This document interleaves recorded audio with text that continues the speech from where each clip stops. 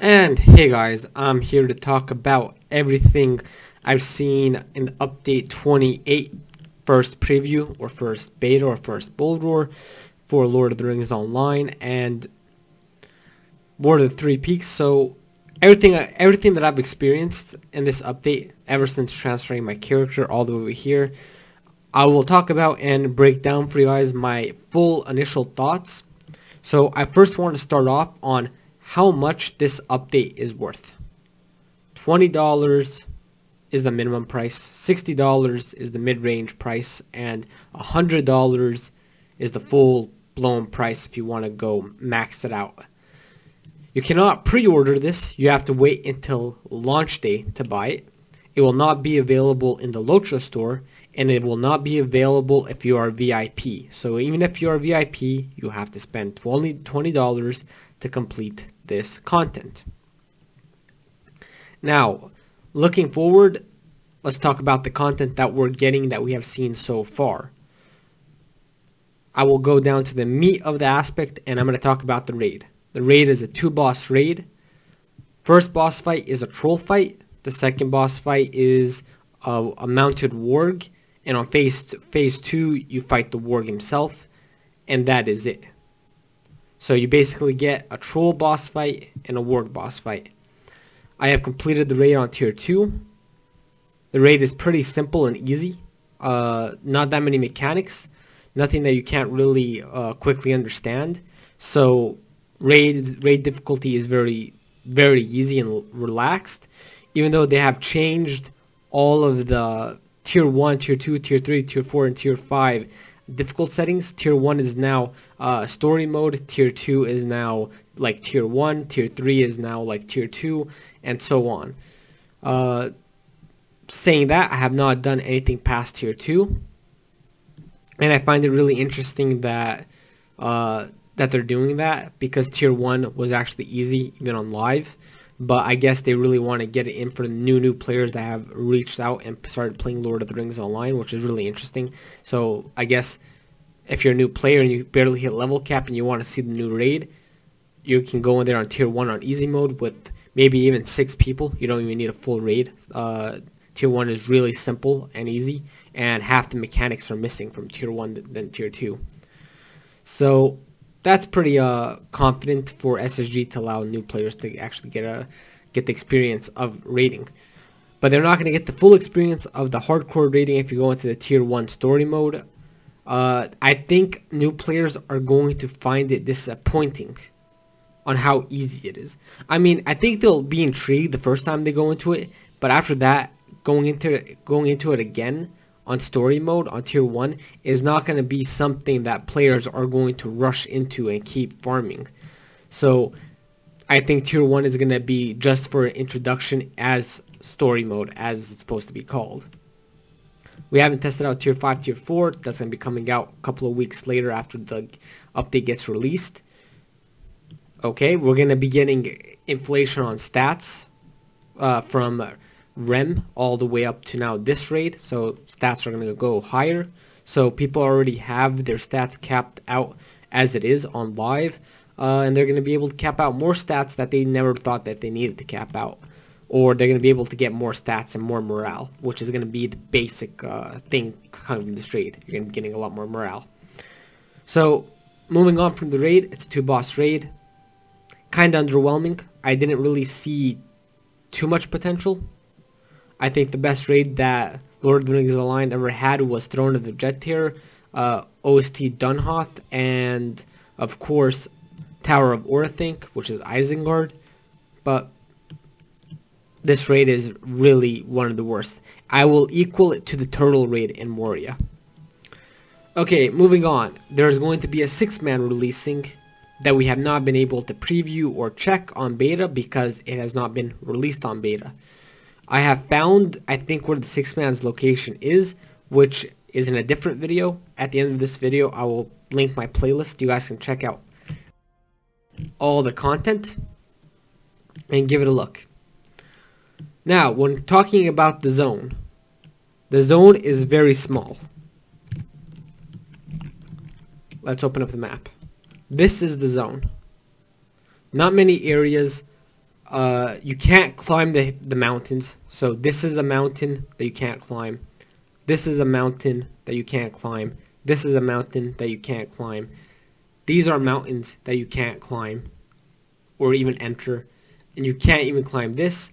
And some of this over here is also blocked off where you can't go. So 40% of this map that you're looking at is blocked off. Around 15% is just water that you don't really do anything right here. This little island right here in the middle of the lake or river or whatever has nothing on it but a little small treasure chest, and it might have something to go on when it comes to the epic story, because there were some ramblings and war sounds when I entered this area. It's gone now, but if you guys check out that video, you guys can hear it. Alright, moving on to the next spot. The map is small, which kind of makes it look like a quest pack. Let's talk about missions. We are getting 80 missions. 80 missions. The majority of the missions that I have actually seen are simple. Go in, travel now, go in, kill 10 orcs. After you're done killing the 10 orcs, leave instance, turn in quest. Pick up next mission, kill 10 drakes. Kill 10 drakes, leave instance, turn in quest. These are dailies. Or I'm going to say weeklies. There are 80 of them. I don't think you're going to be doing 80 a day. I think it's going to be 80 a week. There is absolutely no loot reward while doing these missions. You will get some XP, item XP, and reputation. When it comes to loot rewards, there are none. 0 loot rewards as of now on the missions. You will only get the reputation, legendary XP, and of course level XP. Most people doing this at level cap will not really gain anything from the XP, while their legendaries, if not capped, will get some XP. So I'm really disappointed in the missions myself. But again, let's move on.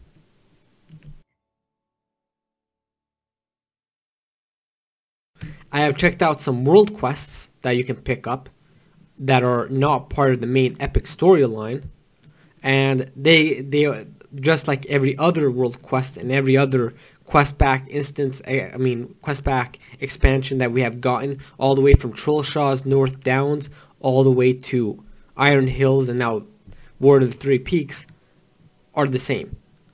Burn 10 weapon rackets. Destroy 10 supplies. Burn 10 tents. Kill 10 wargs. Kill 10 drakes. The quests are the same. There's no change in quests. Okay, we understand that. When it comes to the landscape architecture, it is beautiful. Lord of the Rings Online, if they do one thing correctly, that is actually building the world of Middle-earth. Just look at the Gundabad's gate and look at the villages and stuff like that. Yes, as a lot of you guys can tell, some of this is actually repurposed from Agmar.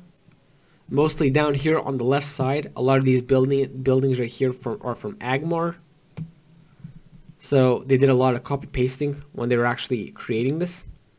But Lord of the Rings Online does that a lot. But when it comes to the Gates of Gundabad, this seems unique. I don't recognize any of these structures. Well, at least the bigger structures. So that is really good. Alright. That comes to the conclusion of everything. Now we can talk about rumors that they're adding a new class to the game. They're calling it the Brawler. Let me open it up for you guys. It says all classes. Scroll down. Bjorning Brawler. you basically have a new class coming, but this is not coming with the War of the Three Peaks. This, of course, will be coming out with the expansion, if it does come out with the expansion. They're probably building a new class.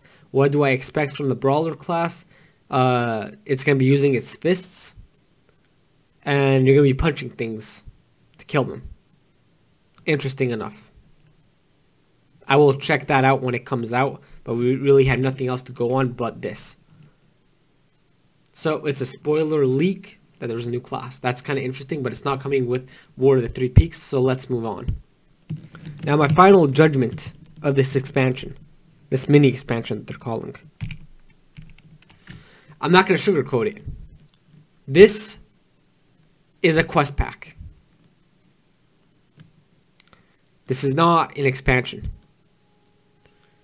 Now, for whatever reason you guys want to give SSG, Standing Stone Games, for selling this as a mini expansion, or an expansion that they're calling, it is not worth it. The $20 is only if you're a die-hard Lord of the Rings Online fan. If you can wait, I suggest that you wait for it to come to the local store. I know I sound critical here, but this is a quest pack and not an expansion pack. VIP players, which I was a VIP player for a pretty long time. If I was a VIP player right now, I am premium. If I was a VIP player right now, and I found out that my $15 that I spend on VIP is not going to get me this area, my question would come out to being, why am I VIP in the first place?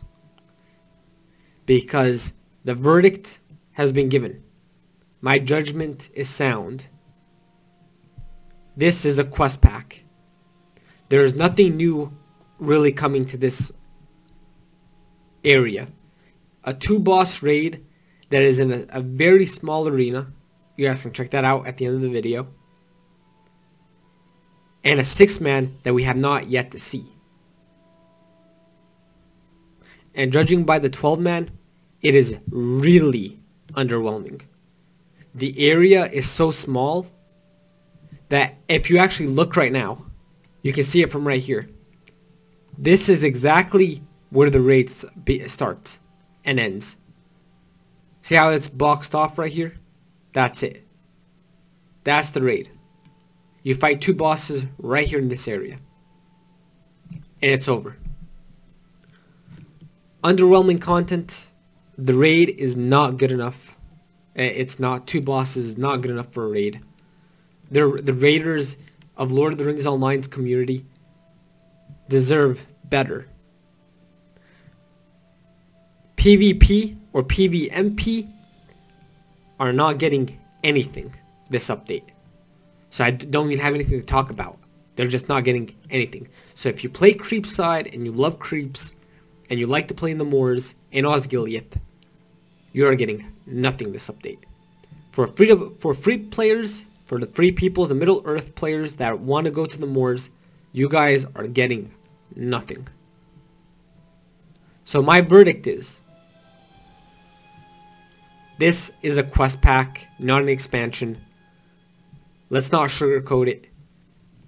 The content that I've seen, this is pretty poor for an expansion. This is good for a quest pack though.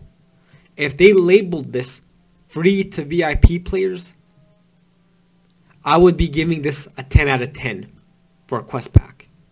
You get a mini raid, you get a freaking 6-man instance, and you get some, furthering the storyline in the epic, and you get a small new zone. I would rate this 10 out of 10.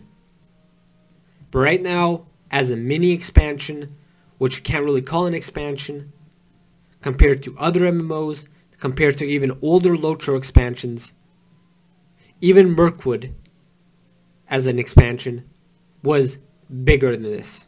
Way bigger in scope. This, guys, is a quest pack, And I know I'm bringing it down, but I'm giving it a 2 out of 10 for this mini expansion. Well, that covers my breakdown of everything I've seen on beta. I will check out preview number 2 for the 6-man and whatever changes come. And there is still time for SSG to change their minds on what they're going to be doing with this mini expansion. But I'm not sugarcoating it. A lot of people on the Lotro forums have said this. A lot of people on Discord that I've seen have said this and called it out. This, for me, is a quest pack. Okay, guys. What do you guys think? Leave a comment down below. I'm really interested to see what you guys think about this. I am disappointed in it. But that's me. Okay, guys. Peace out. Stay cool. Stay safe. Laters.